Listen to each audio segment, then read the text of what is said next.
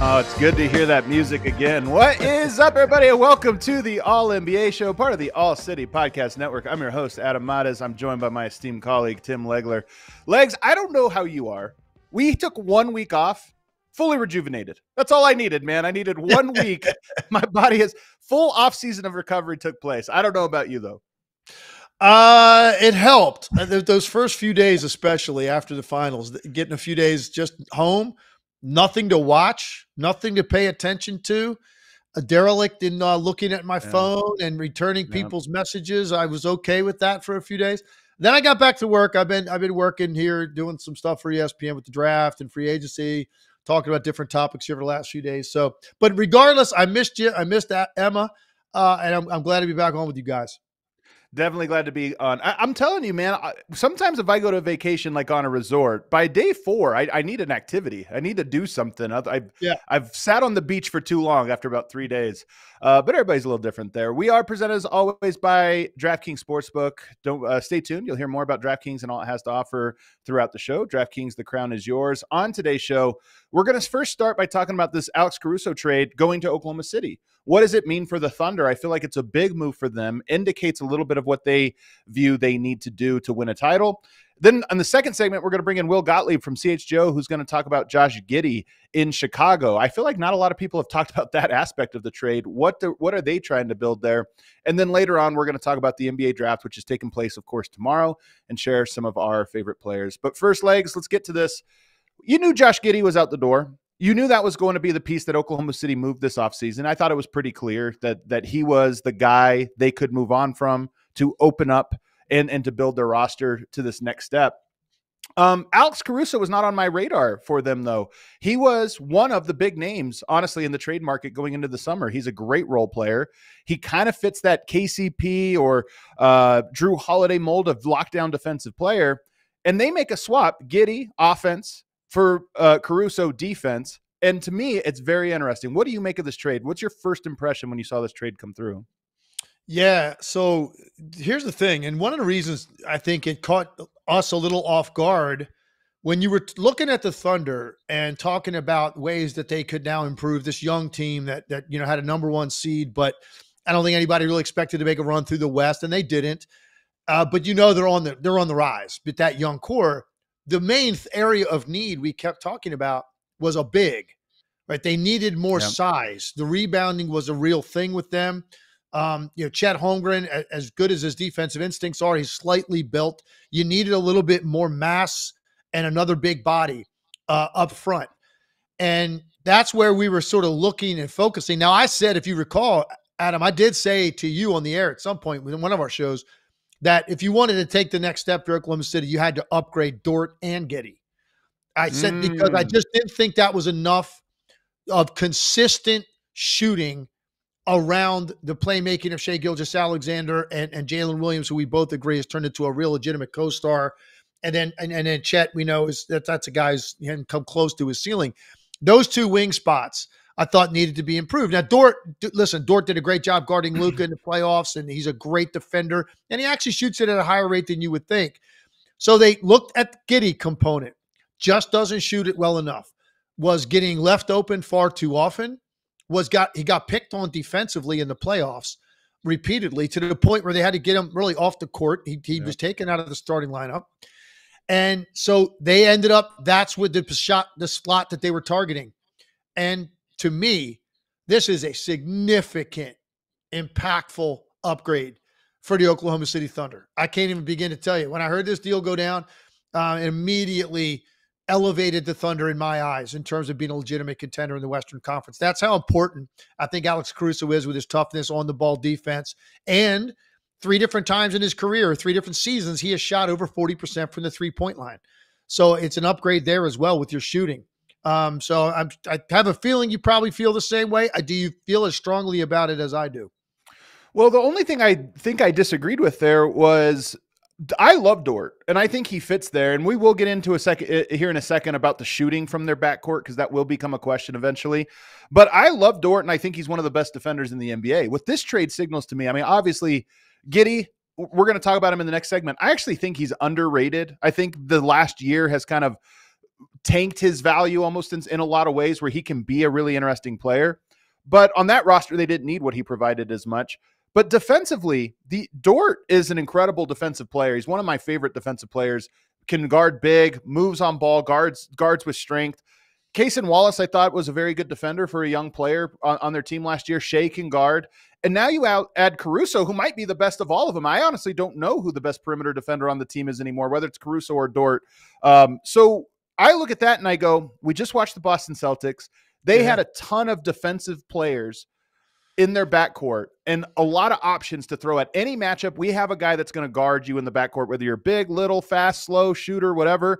They had the guys. I look at OKC now and I go, they might actually have a better collection of defensive players now, even than Boston had when they just won a title a week ago with that many guys. So whoever they play in the Western Conference, or should they make it all the way to the finals, they should feel comfortable at saying, we have a defensive backcourt for whatever questions we're going to have to answer in the playoffs. And that's why I think this trade is so impressive.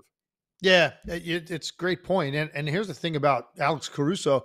He is really good at guarding bigger guys on switches because he has tremendous lower body strength and he gets very low. He forces you off your spot. He is really good.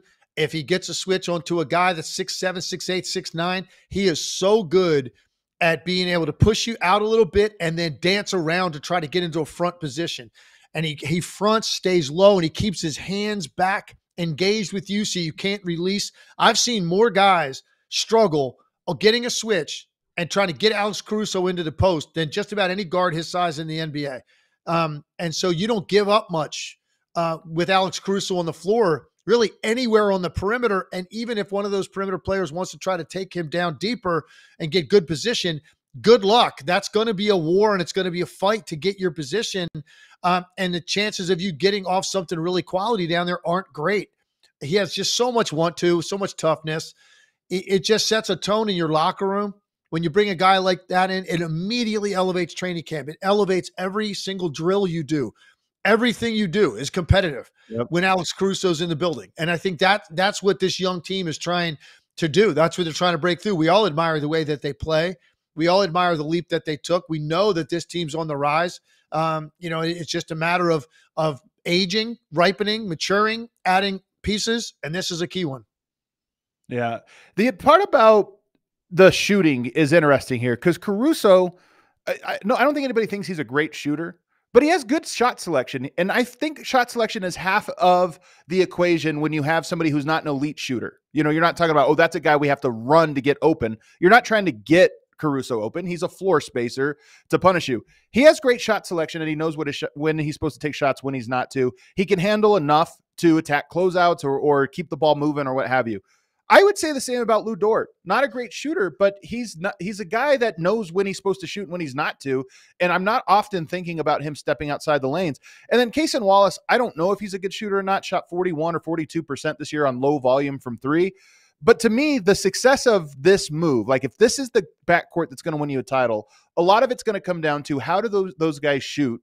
And I think they're all going to shoot well because they're going to take away the one shot a game that's a bad shot that you shoot 20% on that tanks your value. So to me, that's why I kind of think your biggest question with this backcourt would be, is there enough spacing? And I'm going to say yes because of that reason. Yeah, I think it's a good point. And look, Alex Caruso, I certainly, when I first saw him shoot the basketball, when he first made a name for himself playing for the Lakers, I didn't think he would ever turn himself into a pretty reliable open three-point shooter. I didn't think his mechanics were good enough. His mechanics haven't changed a whole lot, but whatever reason, he's making the shot at a higher rate, and it doesn't have to always be naked open. He can make some contested ones. He can get it off a little bit quicker than he did when he first came into the league. And bottom line is the guy shot 41% on a decent sample size. I mean, 4.5 threes a game is a decent number. He's making 2 a game. 41%.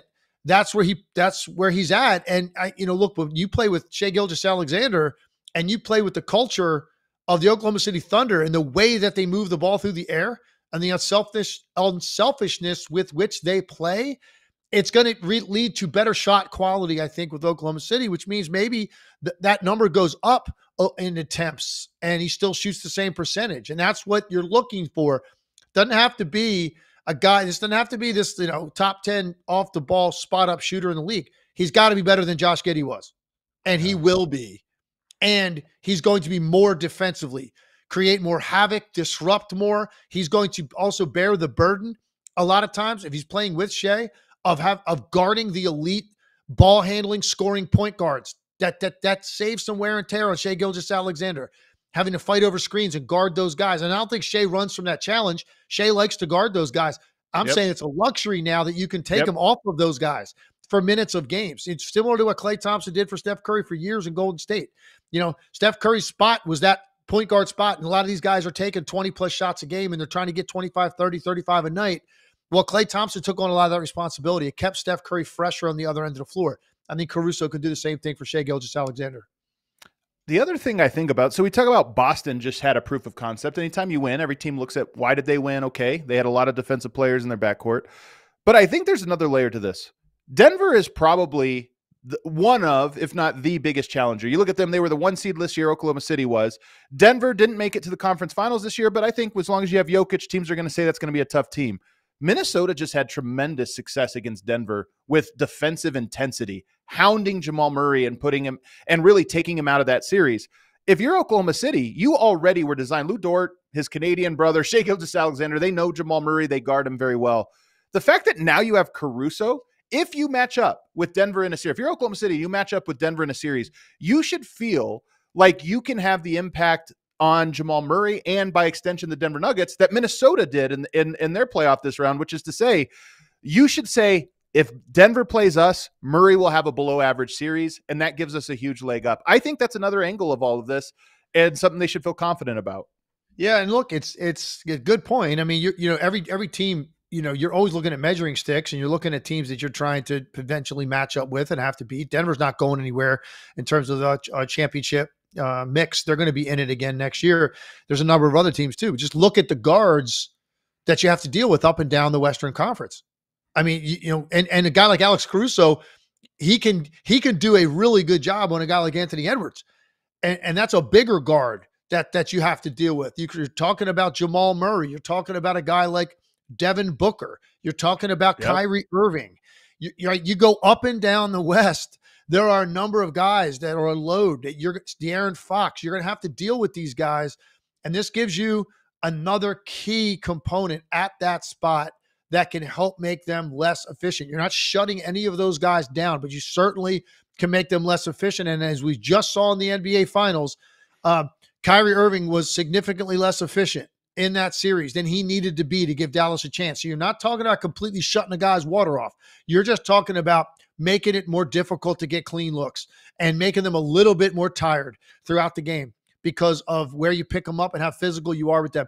And Alex Caruso, by the way, is another guy that has a reputation around the league now established as this great on-the-ball defender. And you know what that means? He gets away with more bodily contact on ball handlers, just like Drew Holiday does.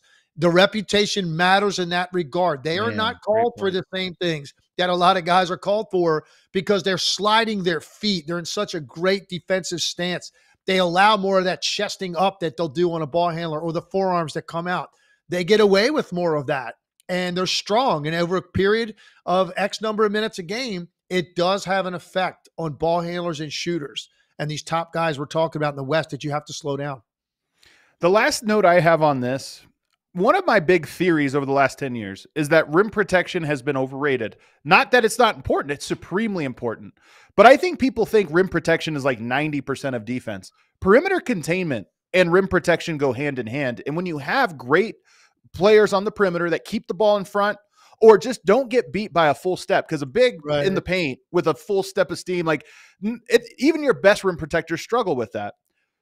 When you have great perimeter containment, that is as important to me as having a great rim protection. If you had one but not the other, it's like it's equal. They have great rim protection in Chet Holmgren. They need to get some size. I agree with you. That'll be the next piece for them. But now they have A+ perimeter containment. So they have good rim protection, A+ perimeter containment. They're going to be a top defense next year. I could pencil it in. If they're healthy, that's a top 3 or 4 defense next year. And that, I almost wonder if you look at the way we're moving more and more to three-point shooting and you say, yes, rim protection is important, but we have 4 guys that are going to take away three-point shots because they can just stay in front and not get collapsed. To me, that is what Sam Presti and the Oklahoma City Thunder, I think, believe. And that's what they unlock by adding Alex Caruso. Very good point. And, you know, here's what better perimeter containment does for you and your bigs. And we saw this again, I'll reference again, since we just watched it, the NBA Finals.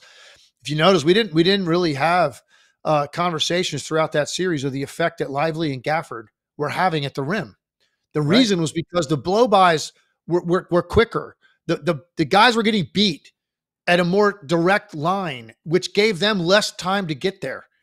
Yeah. And when you have better perimeter containment where a guy has to work a little bit harder, that allows that extra step and a half that your backline defender has to be able to get himself in position that if eventually there is a situation where a guy's got you beat or half beat and he's about to take a shot in the lane, the big guy has anticipated it better to get over there, Chet Holmgren in this case, to get over there and affect that shot.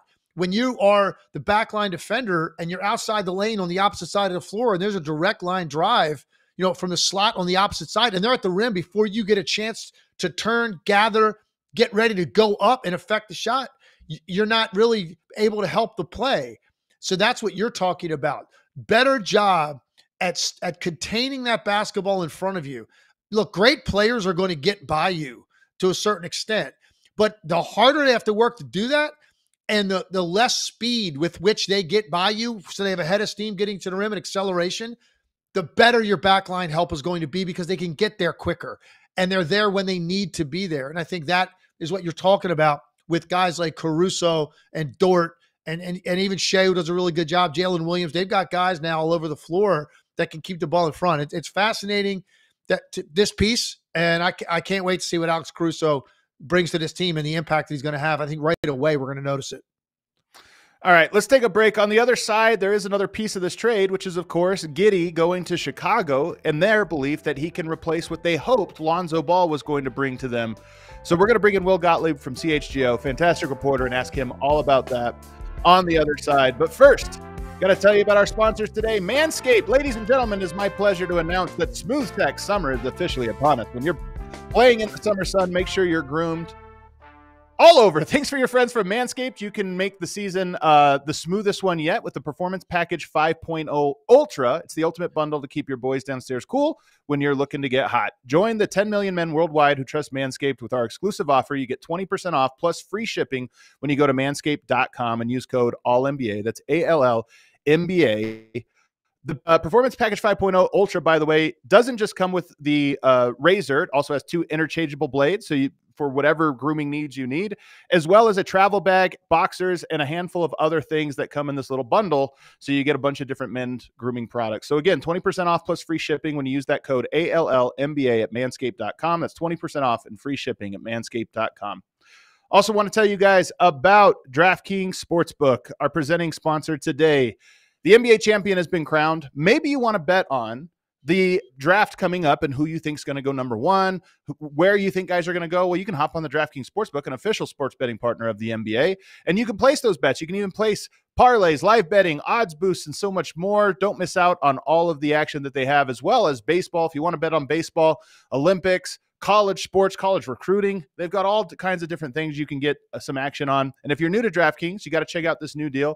New customers bet $5 and get $150 in bonus bets instantly. So download the DraftKings Sportsbook app now and use code ALLNBA. That's code ALLNBA for new customers to get $150 in bonus bets when you bet just $5. Only on DraftKings. The crown is yours. Gambling problem? Call 1-800-GAMBLER. Or in West Virginia, visit 1-800-GAMBLER.net. In New York, call 877-8-HOPE-NY or text HOPE-NY 467-369. In Connecticut, help is available for problem gambling. Call 888-789-7777 or visit ccpg.org. Please play responsibly. On behalf of Boot Hill Casino and Resort in Kansas. 21 and over. Age varies by jurisdiction. Void in Ontario. Bonus bets expire 168 hours after issuance. See dkng.co/bball for eligibility eligibility and deposit restrictions, terms, and responsible gaming resources. All right, back here, segment 2 of the All-NBA show. Now we welcome in the GOAT, Will Gottlieb from our CHGO Bulls show. So, Will, first of all, welcome in. And second of all, when this trade happened, everybody on the timeline, everybody in basketball said, well, what else did Chicago get? So I have to imagine you were thinking the same thing. And I'm just curious what your impression was when it came through that this was a 1-for-1 trade. Well, I guess my first impression was like, wow, this actually happened. I mean, I had reported a couple of days earlier that the Bulls were, passing up on these big offers for Caruso at the trade deadline. They had an opportunity to get multiple protected picks. They had an opportunity to get a pick that actually ended up in the top 10 of this draft, and they wanted to remain competitive. They wanted to make a push for the playoffs, ultimately fell short of that. And I think that kind of got them to the point where they can say, okay, as Arturas Karnisovas said after the season, it's time to make some changes. It's time to start to look for other options here. And so ultimately pulled the trigger. And yeah, I was like, okay, what kind of draft capital are we talking about here? Because the Oklahoma City Thunder have like 6,000 picks in the next 7 years. This is a great opportunity to like give the Thunder a guy that really fits with where they're going, can really help them. And now you get a good young player in Giddey, who I like. I think maybe a little bit more than consensus, but like, and a handful of picks here. I mean, this is going to be great. And then nothing comes in. And so it definitely was surprising. I think a lot of the reaction is based on the potential for what they could have gotten if they made this trade earlier. I don't think Caruso would have had quite the same value, but like, it seems that Arturas was very focused on Giddey. He likes Giddey and wanted to bring him into the fold. And so as soon as you start trying to kind of target guys as opposed to letting the best offer come to you, I think that does drive down the price a little bit. So obviously less than what I would have thought, what it sounds like the rest of the internet would have thought. But I am appreciative of the fact that they are kind of picking a direction to go a little bit younger here and start to build towards the future, which is something that they've needed to really kickstart for the past 2 years now. So, Will, walk us through then how you feel like Josh Giddey, or how they feel like Josh Giddey will affect their current pieces. In what way is he going to make those guys better? And what, to what extent are they most excited about what Josh Giddey's bringing to the table? I think the big question is, what are the next pieces? Because this to me indicates that there's going to be further change. I think there needs to be. Right now, they're kind of in sort of a standoff between like, can they trade Zach LaVine in order to create the space to bring DeRozan back? If they can't trade LaVine, does that mean DeRozan's going to walk for nothing, or maybe you pull off a sign and trade? Or are you going to have to attach picks to get off of LaVine in order to bring back DeRozan? I think all those answers are the wrong answer. I think they should either facilitate a sign and trade with DeRozan or just let him walk. If you can't get anything positive, or at least just salary dump LaVine, bring him back, try to rehab his value, and move forward from there. Because to your question, Tim, like, I think Giddey, he's not really somebody that can put a lot of pressure on the rim and create offense that way, but he is a very good passer. I think he'll help guys like Kobe White, Ayo Dosunmu, Patrick Williams, if they bring him back, to just be able to get easier shots and not have to work so hard to like create for themselves.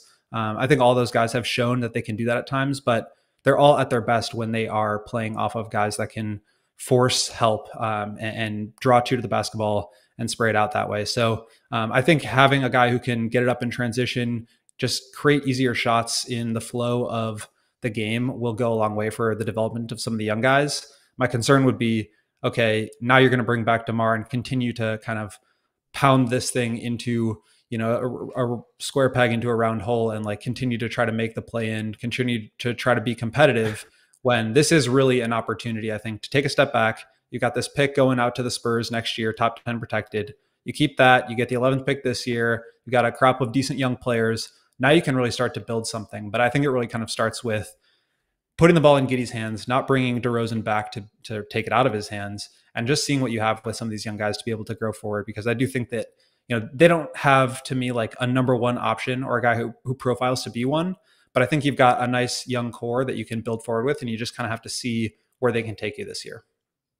So I can get on board with this trade if you can convince me of one thing, and that is, does he help Kobe White? Because I loved the ball in Kobe White's hands this year. I thought that was part of it. And sometimes he needed a long time to get going. He'll run a screen, he'll run a rescreen, get the ball back and run another screen. And he was just dynamic at eventually finding a way in. Giddey is best with the ball in his hands. He can play the connector role. So you can convince me that this is actually good for Coby White? I can try. I mean, I'm trying to convince myself the same thing. It really does come back to DeRozan. DeRozan was like a 33 usage player in the second half of last year. So the ball does need to kind of, they need to spread out the usage a little bit. And I think if you do move off of DeRozan, if you do move off of LaVine, I mean, Giddey, he's not going to be a 30 usage player. So even still, I think Coby has a chance to have the ball in his hands a little bit more. But you put him in actions where he's coming off of, double drag screens. Maybe they run some floppy for him. Just get him on the move a little bit more to where he can get the ball going downhill with an advantage. I think that really benefits Coby. I think you could say the same thing about Patrick and Io. So this does make a little bit of sense to me, but I think the real question is like, now what do you do about putting pressure on the rim? Because Giddey, he can like get to that little floater. He can get in the paint, but he's not really like putting pressure on the rim on a very consistent basis. Maybe you find a guy who can do that in this draft. I like Topic. I like Isaiah Collier, but it seems like drafting another guard is like maybe not the move for them. So we'll just kind of see how that plays out. But I do think that just getting younger, getting faster, creating a little bit easier of offense can help Coby. But I also see Coby getting a little bit of a bump in usage now if DeRozan leaves. And so like the cap ramifications of this, I think are kind of the most interesting part is like, can you afford to bring back DeRozan? Can you afford to get off LaVine without attaching assets to do so? Can you put the ball in those young guys' hands? And then Giddey's contract, I think, is the other big kind of red flag with this trade is like, you're already on the clock with making him an offer or, signing him long-term. Does he play out the final year of his contract? Do you get something done? How much are you paying him? Because I think a lot of what they could have used Caruso for was to offload Zach. And so now you're not able to do that. Can you clear out the salary in other ways to be able to really reset this core around the young guys? If you can do that, I like it. I think, they maybe could have still gotten more, but I like the direction that they're heading, if that's the direction that they're heading. But I have my questions about that just based on the last couple of years of really kind of blindly going for the play-in. You and I talked about this a couple times this season. It like we were all expecting it. Okay, once the LaVine rumors started, it seemed like okay they're going to head down that road, and it wouldn't be the worst thing to not win a ton of games next year with Cooper Flagg sitting out there the following year in the draft. I will throw my 2 cents in there. What does this say about what's going on with Lonzo Ball? I know he's got a player option for this coming season. Is with his physical status, he's still there. He's a guy that makes people better when he's healthy, but it's been so long really since we've seen him there. Let's just give us the latest on him and like where does this leave him? A move like this. Yeah. Last time Lonzo Ball played a basketball game, CHGO did not exist yet. So I've actually never covered him in person, which is a shame because those games that he played, he was amazing.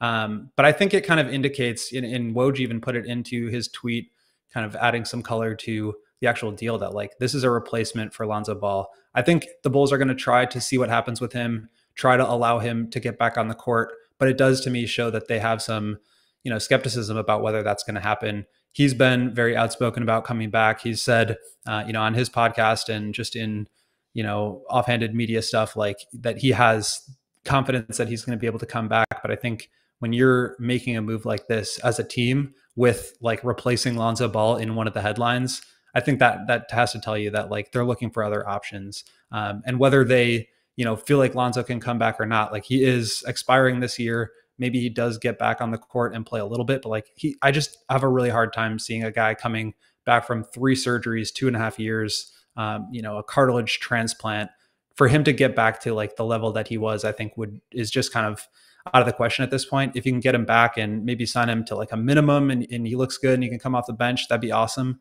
But I just don't think you can really plan for him to be back anymore. And so it seems like this is kind of the new plan here with Giddey. In an ideal world, you're building now around, you have 3 pieces that you're sort of building around, in my opinion. Maybe there's more, but you've got Patrick Williams, you've got Coby White, and you've got Josh Giddey.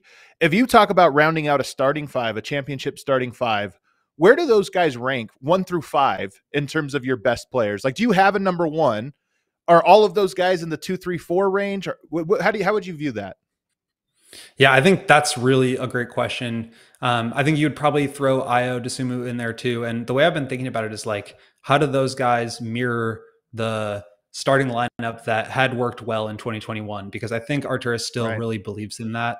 And even just the verbiage of replacing Lonzo Ball tells you that they want to put Giddey in that Lonzo Ball role. Maybe Kobe slides into what Zach LaVine did. Patrick Williams is Patrick Williams. Maybe Io is that kind of Caruso fixture defensively off the bench. But who are going to be your DeRozan and your Vooch? And I think those are maybe the 2 and the 3. I think, even at their best, DeRozan was probably not like the best player on a championship team. So that's why there is this huge importance of hitting on this 11th pick and getting another contributor, but then also getting back in the top 10. I mean, you mentioned Legs, Cooper Flagg, but VJ Edgecombe, there's going to be a lot of really good guys. And then Cameron Boozer the following year. There's guys that I think over the next couple of years, if you can keep your picks, could turn into that 1 and 2, because I agree with you. I mean, I think it would be wishful thinking to see Kobe or Giddey become the second best player on a championship caliber team. So if you're looking at them as like 3-4, and then Io is 5 or 6, Patrick is 3 or 4, I mean, that to me makes a lot more sense. But obviously the hardest thing in roster building is finding the 1 and the 2. So that's really where you have to kind of put yourself in position. I think the number that you get Giddey on here and keeping your pick in 2025 become a huge part of this deal. And if you can do that, I think it starts to make a little bit more sense. I think it starts to look a little bit better. But of course, like, there was missed opportunity there too, in not getting this deal done sooner and maybe not looking for picks. And so, that I think that criticism is totally valid as well. All right, Will Gottlieb, GM, I'm going to put you on the spot. Let's go over the next month for the Chicago Bulls. You're the one making the calls. You're the one that's making these decisions, starting with not necessarily a specific guy in the draft, unless you have one that you like, that you think might be available, but in general, maybe what kind of player that they'd be looking for there. And then some of the moves that we've been discussing, sort of debating, will they, won't they? You are the guy pulling the strings. Show me what the next few weeks look like for the Chicago Bulls. Yeah, I think it starts with the draft. I like Devin Carter. That's a guy who's been rumored to be linked with the Bulls, and I think he makes sense as kind of a Caruso replacement. But I think part of the Giddey deal is the fact that, it really does seem like Arturas was targeting him. And I think that comes with the understanding that you're probably not going to be able to like get a guy you really like for Zach LaVine or for DeMar DeRozan. So at this point, if I'm making the calls here, I'm either facilitating a sign and trade where wherever DeRozan wants to go, get whatever I can back for him, whether it's like, late first draft capital or second round picks even. But the priority would be clearing cap space. And then you look to do the same with Zach. If you can get off of him without having to attach an Ayo Dosunmu, a future draft pick, I would do it, just because I think you get a lot of resolution from moving on, because that sort of marriage it's time for it to end. So if you do have to get yourself, attach an asset to Zach, I think it probably makes more sense to keep him right now. You can't really enter a rebuild or a retool in a situation where you are down draft picks. So I would not do that. I would not attach Io to move him. And I would just try to let him get to a point where he's playing a little bit better and try to move him at the deadline. I think you could say the same thing about Vucevic, but to me, it's like you move on from the older players. You put the ball in the hands of Giddey, Kobe. You bring back Patrick Williams. I think, I'd feel comfortable up to maybe like 20, 22 million, which sounds like a lot, but in a year or two, that's going to be like average starter, high mid-level exception type of money. But I think keeping that young core together, and then just adding around them in a scenario where you can help put pieces around them to make them better, whether that's adding 3-point shooting and defense, rim protection. Like this defense is going to be really bad next year without Caruso. Can you put a backline defender in there? Maybe it's a Khalil Ware in the draft, or Deron Holmes, one of these guys, and you could just like protect against the defense really suffering. But I would be okay with having a down year next year, clearing out the books, and then really starting to move forward with cap space and young players from there. I'm sure you would be, Gil, Will, because I tuned in during Kobe White's play-in incredible game. I tuned in to CHGO. There was almost disappointment from our guys, David and Peck. As great of a game as that was, they were hoping to fall in the draft, not rise in it. But every year it seems like you're right there in that play-in zone. Will, thank you so much. Everybody go follow Will at CHGO. They do a great job covering all things Bulls 5 times a week. Thanks so much for joining us. Thank you, guys. Appreciate it.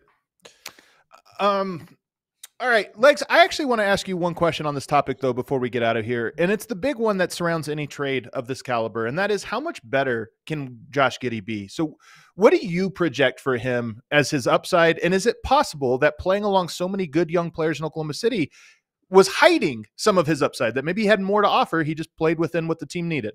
I don't know that there's a ton more there than what you saw last year and at the end of this year, because that's really what we're talking about. That's been his best since he's been in the league. Those are solid numbers, what he put up a year ago. And he tantalized all of us because, he was this guy that he's got this sort of effortless way of moving around the court, right? He just doesn't ever look like he's going like full speed, but he stuffs the stat sheet. He makes everybody better because he's a ball mover, ball hopper. He sees things. He's got good size, so he can deliver the ball when he needs to.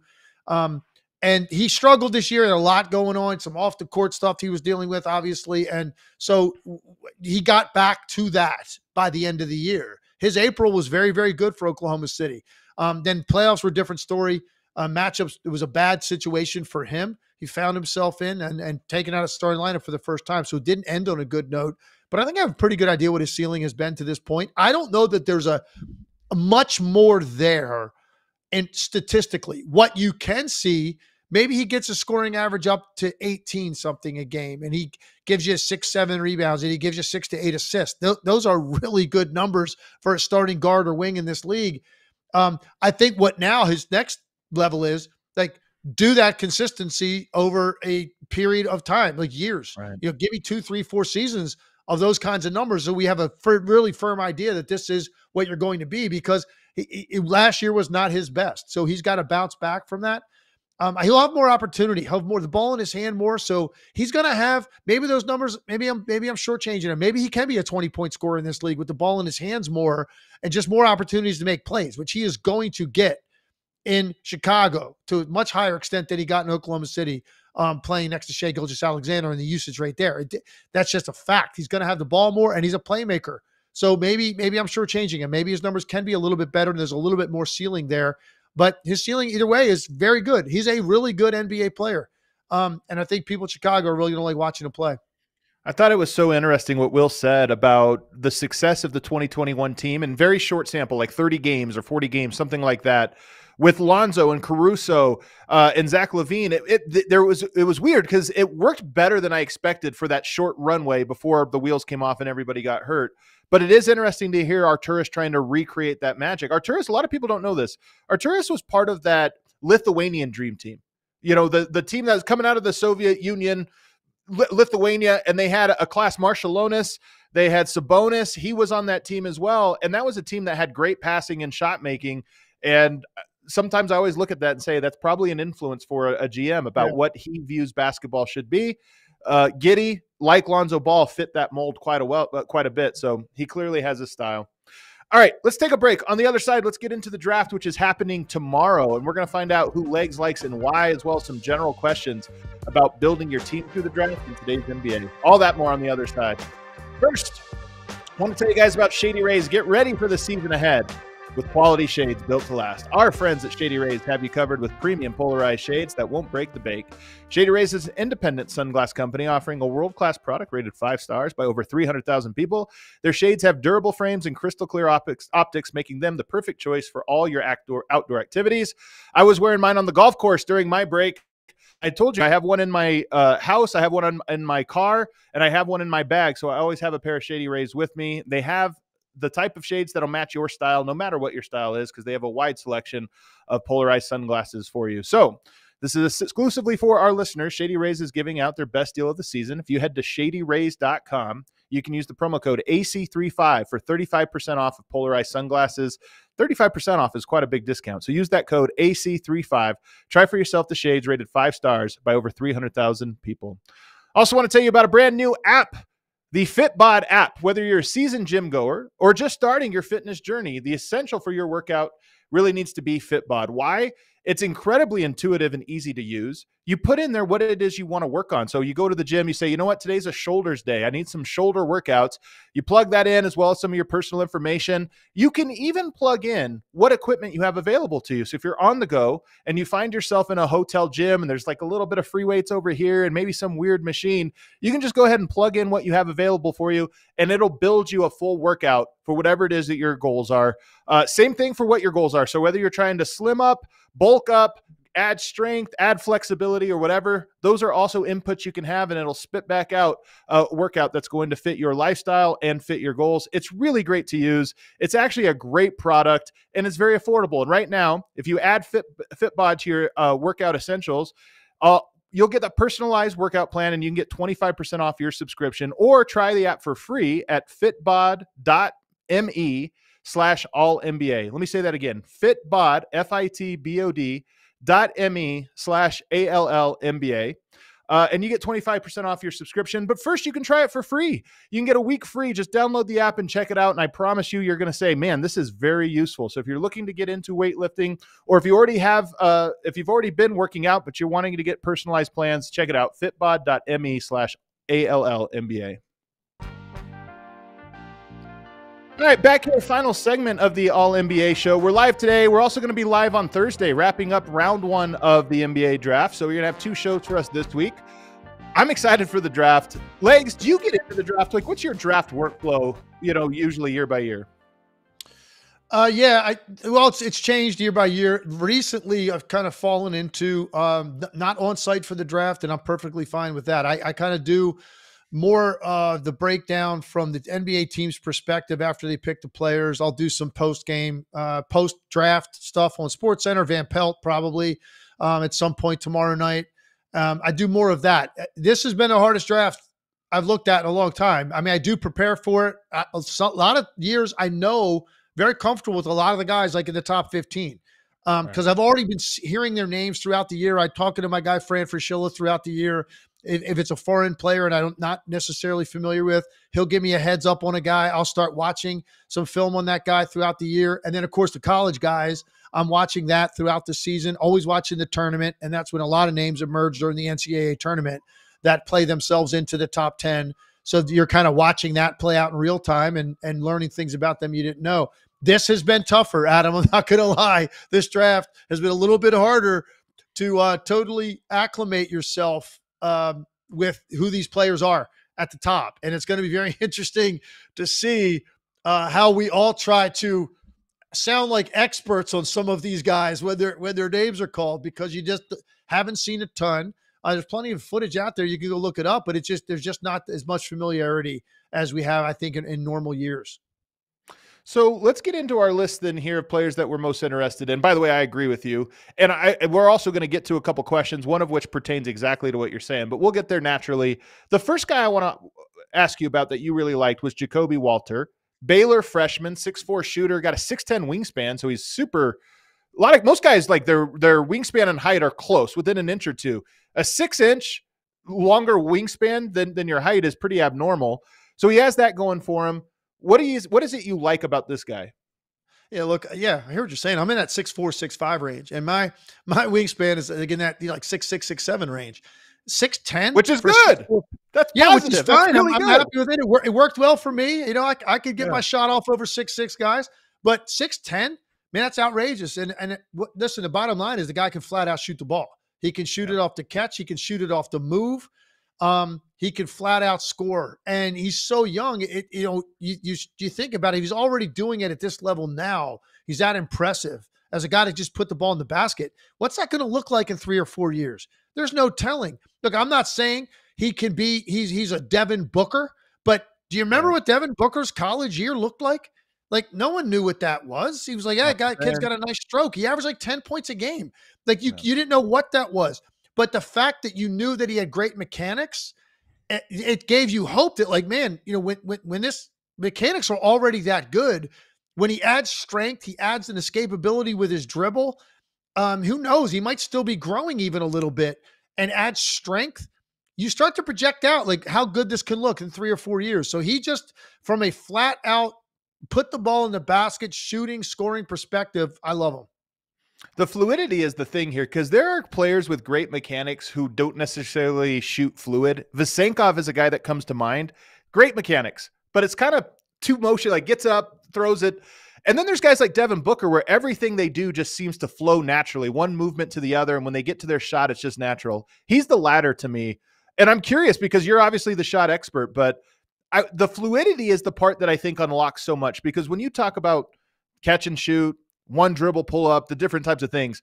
The fluidity of movement to me is what bridges the multiple types of shot, falling to your right, falling to the left. The more fluid you are, the more it seems you're capable of doing that. And he's a guy to me that has that fluidity. No question. And that length helps. I mean, that extra high release point, he gets it off. That absolutely helps you in a league where there's going to be less time, less space to get it off. Things close down quicker in the NBA, obviously, than they did in college or any level to be seen to this point. And having a little bit of extra length on your release point is very beneficial. So I'm excited about what he's going to be, and I'm really curious to see where he ends up being picked.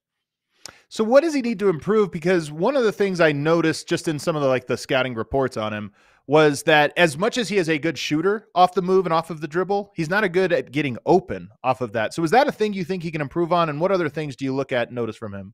He absolutely can improve it. Look, he's never been taught some of the real techniques that he's going to learn at the NBA level. And a lot of that is tied to strength, Adams. He's going to be so much stronger 18 months from now than he is right now. And that is a big part of being able to release and separate and get open and being able to release and get a guy back on his heels before you start your movement to come off a screen.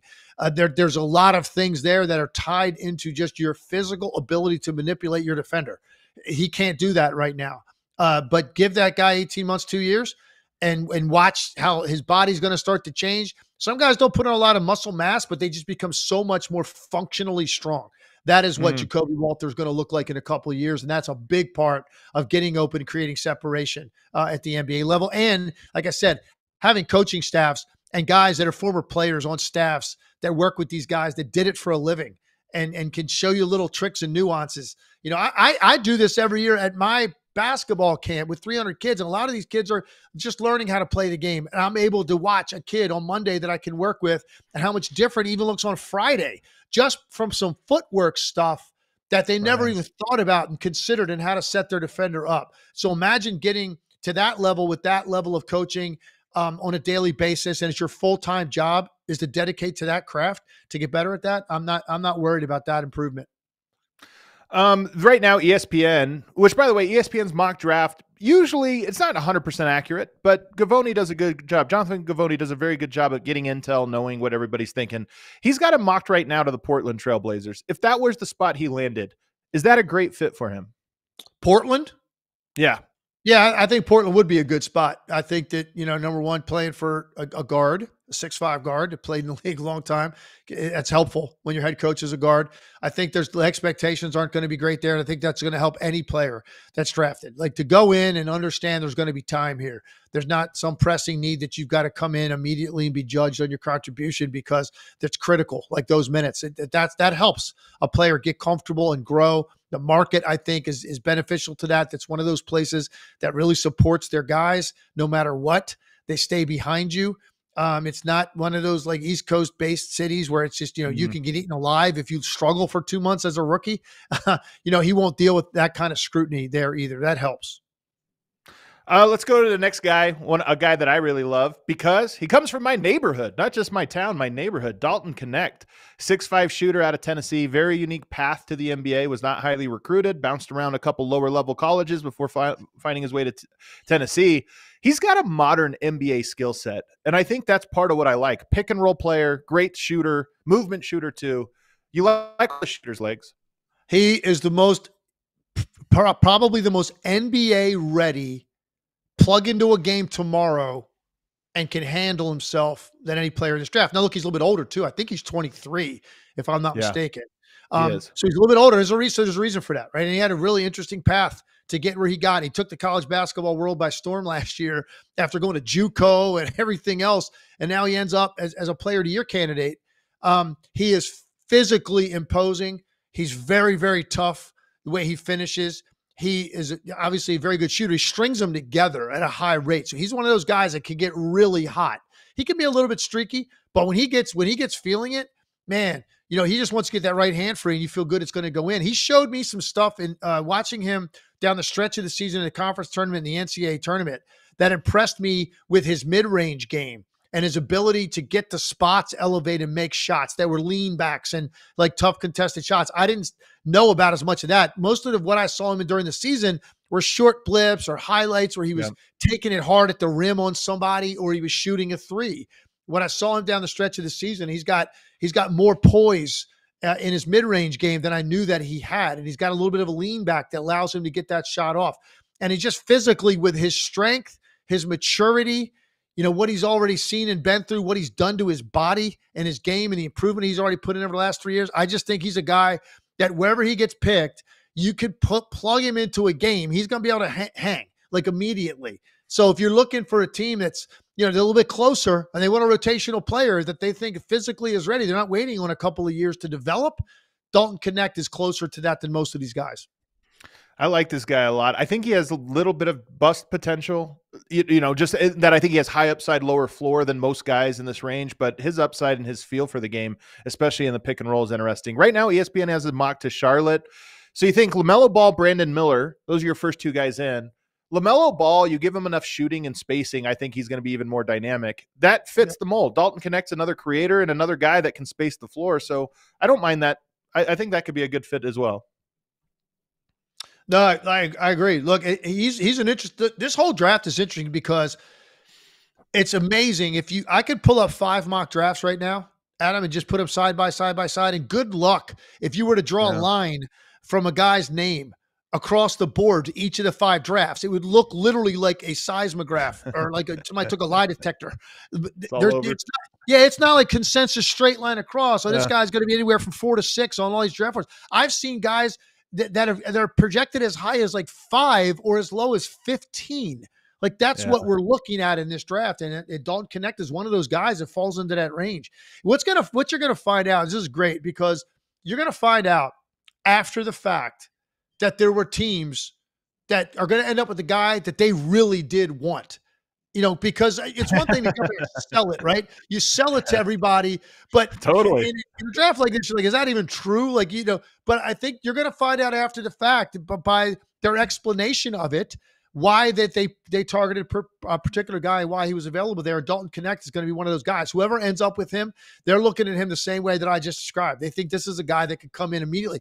His toughness is something that's good for culture for your team too. He's a worker. Yeah. And his career path shows that. This guy wants it. He's physically tough. He's not going to back down from anybody, and I don't think he's going to be fazed by anything that he sees early on. And you're going to see a team draft him that wants those qualities. Next guy on your list is Donovan Clingan, the giant out of UConn, 7'2", 7'7" wingspan. I've seen him compared to Rudy Gobert, compared to Walker Kessler. He's actually bigger and longer than Walker Kessler. Not only a little bit taller, like a half-inch taller, but also a wider wingspan. Walker Kessler looks enormous on the court, so this guy being even bigger is wild. But he did have a foot injury, which always is scary for 7-footers. Played through it, ended up recovering from it, but something to note. What is it you like about this guy? Here's what's, I think, interesting about Clingan. One, he has got tremendous motor, very competitive. He's not soft and weak. He's competitive. Right. He challenges guys. Right? That's important because some big guys that are a little bit more slender than him come into the league. They get thrown around by grown men a little bit in the beginning, man, and they're a little bit tentative and they get in foul trouble easily. He's a guy that he will meet you. He will meet you in your spot and he will meet you at the rim, and he doesn't have a problem with it. He finishes really well. He's got good hands on drop-offs and catches and lobs. So he's a guy that can fill that role, but I think he has a lot of potential to extend his range out. And what's interesting to me, Adam, is I'm hearing like that it's possible San Antonio wants him at 4. Now, you think about, and you go, well, wait a second, do you want to play a guy like that with Wembanyama? And you think, well, isn't that kind of like the model almost that Minnesota just followed? They were the number 1 defensive team in the league. You add a Rudy Gobert to the mix, back there lurking, hovering, rim protecting, and then you got this versatile other big guy in Karl Anthony Towns that you have in Wembanyama, who obviously has a higher ceiling than that. But it's interesting to me to think that now, is that just being thrown out there? Because, there's all sort of gamesmanship that goes on in this situation. But I have been reading that San Antonio is interested in potentially pairing him alongside of Victor Wembanyama. We're breaking the game, Legs. This is what we're doing. The Celtics are shooting 53s a game. The Spurs are going to have two guys 7'2" or taller. Like we're figured out how to break the game so it no longer works. I didn't even think of that, to be honest with you, but you're right. There is that would be a wild thing to see, and I think they would hold every team to about 30 points a game total if you had those two. Yeah. I mean, good luck getting anything off in the paint. I mean, could you imagine? Trying to score against that? If like your game is getting downhill to the rim and that's what you're looking at. Because every game I watched Victor Wembanyama last year, he made a play defensively that he's the only person on the planet capable of making that play. And then you add a guy like with these kind of defensive instincts and size next to him. So we'll see. I don't know if that's going to happen. I mean, he goes before that. San Antonio is interesting because they got the 4 and the 8.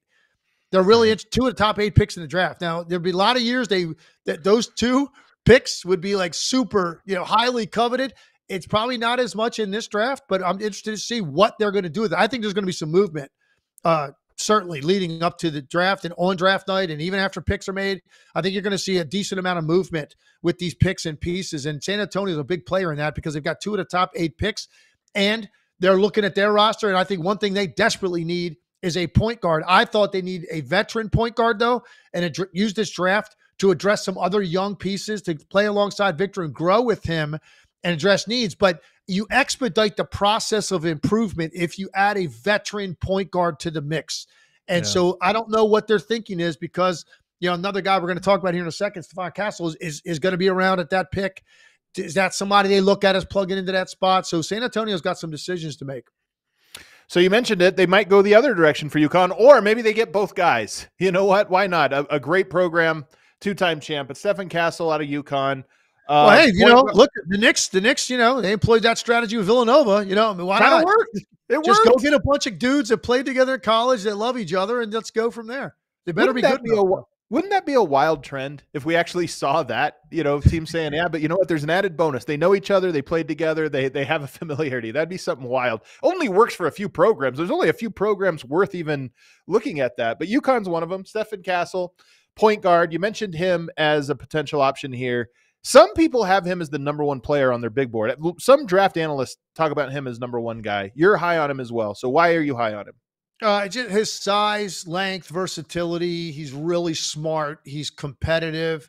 He doesn't shoot it very well. That's got to be an area of improvement. And who knows? Like it's easy to say, oh, he's got to work on his shooting, become a better shooter. That doesn't happen for everybody. It doesn't work that way because there is an innate part of shooting a basketball that you find out over a few years guys don't have. And so that's a wrap on. Doesn't mean they can't be good players, but that extra component, that's what he's got to add. I think he shot 27% from the 3 last year. So that's a short line. So he's got to improve that, but he's versatile, very smart, very competitive, and very well coached. And I think that's something you and I talked a little bit about off the air. Does that matter? How much more advanced you are based on the system you ran, the attention to detail that you were just given on both ends of the floor, which Danny Hurley certainly did that for both of the guys we just mentioned. That does matter. So and it shows. He's got a maturity about his game that you love, and you're looking at this guy putting a ball in his hip and leading the team one day, and it's very intriguing. The shooting component is something that could scare teams off because of what you just mentioned. Man, teams are taking 35, 43s a night. And can he extend out consistently? Won't happen overnight, but 3 years from now, can he turn that into 38% from the NBA 3-point line when he shot 27 from the college line in 1 year? Small sample size. We'll see. Yeah, we will see. I want to pull on that thread though. This idea of, is it really valuable to get guys who come from an elite system? And when I say an elite system and at the college level, there are some coaches and some programs out there that really teach you the game. I mean, layers, because they get great recruits, which first of all, you need good talent to be able to get that deep, that deep of the layer.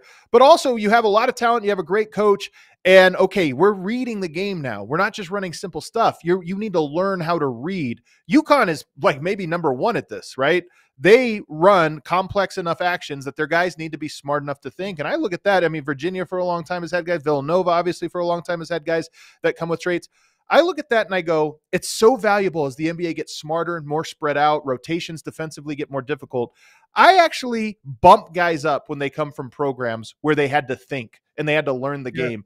And so UConn, there's 3 guys in this UConn draft. I'm higher than average on all 3 of them for that very reason.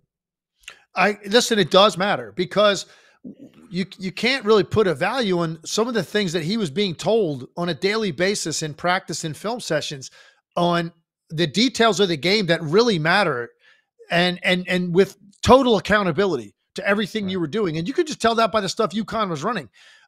Their read and react stuff and multiple actions taking place on both sides of the floor at the same time. Like that's just something that a lot of guys are comfortable doing. And you have to be someone that can pick that up. And it just makes you more advanced day one when you get into some of the complexities of what you're going to deal with at the NBA level. So it does matter. It's going to help these guys, certainly in the short term. And then you're really at the mercy of where they end up and the level of coaching that they're going to get now. But coming in, it's an advantage for those guys from the beginning. It just in terms of whatever system they're going to see if they have been taught to play basketball the right way. Yeah. Lastly, I want to ask you about, so there's 2 guys deep in the draft. These are second rounders. I doubt you've scouted them if you've gotten this deep into it, but Jaylen Wells and Jonathan Mogbo are 2 guys because Denver has a late second round pick. I've been looking at these guys and they have a story similar to Dalton Knecht for me. In that Jaylen Wells, not recruited out of high school, goes to community college, actually with Mogbo too, goes to community college and works his way up. And in Jaylen Wells' case, ends up transferring to another D1. Both of them come from smaller schools. Dalton Knecht, same thing, junior college, then Northern Colorado, then Tennessee.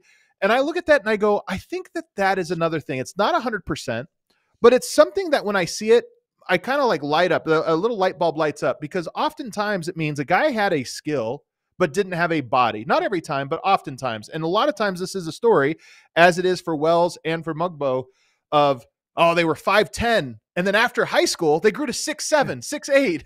And you think, okay, well, they had all this talent. They didn't have the physical traits. They get to college and grow. That to me is untapped potential, or that to me, like, there's always a light bulb that goes on. So I'm just curious what you think of that mold. And we've seen a handful of players lately. Jalen Williams is one of these guys at Oklahoma City where it's like late bloomers who went a long route or went to smaller schools, but they have all the skill set. That to me is, there's a market inefficiency there. I think it's an interesting point, particularly when, look, it becomes a crapshoot pretty quickly in drafts. I mean, I'll even go as far as to say beyond 15 of the first round. It is a lot of luck involved, and a lot of teams view guys completely differently, and there's a reason for that. You can't come to a consensus, because if you could, they'd probably be higher picks. And the second round, a total crapshoot. So if you're talking about, you get down into the second half of the second round, and you're just looking for some intangible reason to take a guy, that would be something to look at. Why not? The chances of you getting a guy that's going to really impact your roster with one of those picks are very slim. Just historically speaking, you can get them. Obviously, we can make a long list of the big names, but I mean, we'd be here all day if we start talking about all the picks in the second round in the last 10 years that you never heard of again. So it's a total crapshoot. It's beauty in the eye of the beholder, and that could be something that could be a tipping point to make a team pick one of those players. And by the way, last thing here about the draft. Although we're doing a show Thursday, which would be day 2 of the draft. So that'll be going into the second round that night. So we'll probably have more time to talk about it that day. But it's interesting. A lot of us are going to be talking about that 55 pick, I think, in the second round of the NBA draft. And what happens there. Most popular player in the whole draft. Yep. And now listen, now for ESPN, my network, it's first time we're doing a 2-day draft on TV. It's not, it used to be 1 day, 2 rounds, right? And the first round was drawn out. Second round kind of flew through. We're spreading it out over 2 days because there's that much interest in NBA offseason. There's that much interest in the NBA draft. This, unfortunately, isn't probably one of the more intriguing ones because a lot of these players are so unfamiliar to us. But it's going to, I was talking to an executive today about this, and it was funny because we were saying, like, hey, that 55 pick is going to be very compelling for a lot of people, like, to want to tune in and see, like, what's going to happen. And then what's even more fascinating, the 54th pick belongs to the Boston Celtics. And would they want to turn the screws on the Lakers and take Bronny James with the 54th pick, right? Could you imagine? I'm talking about stoking a new rivalry, a Cold War going forward again between those two franchises. No, I'm having some fun with this. But look, that's obviously a big part of the draft this year is what's going to end up happening with Bronny James. Will he be picked? Will he be picked by the Lakers? What's going to happen? So there's a lot of intrigue there around that. We got one super chat to get to. Emma, what do we have? It comes from R. Jonesy. He sends in $4.99. He says, Pacers trade all their seconds to move up. How far can we get? And who are some good defenders that will be around 36? Thanks for the show all season. I'll give my take on the first part of this and second part first, and then throw to you, Legs. I don't know that second rounders move you up much at all. Teams can buy second rounders, especially in this draft. You can buy a second rounder. So I don't know. Hey, I've got 3 second rounders. How far can I move up? Probably not much at all. It just doesn't work that way. Well, you know who you're talking to right now about these second round picks. Now, come on. We've had this conversation. Right. You know how That's right. You're not even awake in the second round. You said you were asleep already. You know how I feel about the second round picks, man. I got a half-eaten bag of Doritos over here that I think I probably I value as much. Yeah. And I'm joking. Everybody freaks out. Like it's lighthearted fun. But I'm always the guy that, second round pick, throw them in. Throw all of your second round picks. Whatever you got to do. Do 3 2s, add up to a 1. Like, that kind of stuff. I don't know. But no, listen, this is every year. One of the things that's fascinating about the draft is some of these teams that have stockpiled picks. This is their night. This is your night. Like, what do you do with those? Do you maneuver them out to position yourself to move up, or do you cash some of those in? And every year, some of these teams that have, like 4 picks in the same draft, this is, you wait all year. And the reason you acquire all those assets, man, for stuff like this or for stuff closer to the trading deadline. So, look, even though people might not be familiar with a lot of these players, especially a lot of the foreign-born guys, I can tell you this with certainty. There are going to be a number of guys out of the top 20 picks in this draft, or even going into the second round, because there is so much lack of consensus, that are going to emerge as great picks. Right. And it happens every year. There are weaker drafts than others, but there's no draft you're going to go and not find guys that ended up being significantly better pros than you thought. And that's going to happen again this year. There's no doubt in my mind. You've got Ryan Dunn, by the way, is one of the best defensive prospects I've ever seen. His offense is rough, but his defense is unbelievable, and he's in that range. And then if you get a little bit lower in the draft, and again, in the second round, guys that are projected to go 60 can end up going 35. It's just the way it works. Tristan Newton out of UConn's another guy that has some good on-ball defense who could be there. So to answer your question, there are good defensive players in the second round in that zone that might fit the mold there, especially playing in that fast system. I look at it and go, guys that don't have a great dynamic offensive skill set, still great in transition, still great off of cuts, still great when the ball gets moving and they're under the basket wide open. So you might be able to find a diamond in the rough there. Cue that outro music, Emma. Legs, it's good to be back. Tomorrow's one of the most fun days of the year. One of the most fun days of the year, the draft. So whatever happens, it's always fun to watch unfold. And, of course, we'll be back Thursday breaking it all down. Any final thoughts, Legs? No, man, I'm with you. I'm really looking forward to watching tomorrow night. And I think you'll probably see me at some point doing pre-draft coverage on SportsCenter, and I think I'm going to be on with Van Pelt after the draft to talk about some of the more important storylines coming out of it. There you go. Special thanks to Emma producing the show today. Special thanks to Will Gottlieb. If you're a Chicago fan, go check out CHGO. Do us a favor, subscribe to the channel, hit the like button on the way out. We'll be back Thursday.